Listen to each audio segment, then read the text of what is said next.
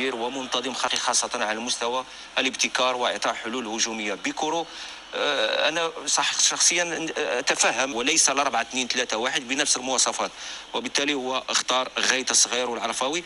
خاصة أنا أنتظر من اللاعب هذا، اللاعب اللي غاب صراحة بدايته كان جيد، أنه اللاعب يجيد السيطرة تحت الضغط، يجيد عملية الدوران ومواجهة المرمى، يجيد كذلك قراءة اللعب، وتكون لديه ممكن رؤية شاملة حتى يمكن.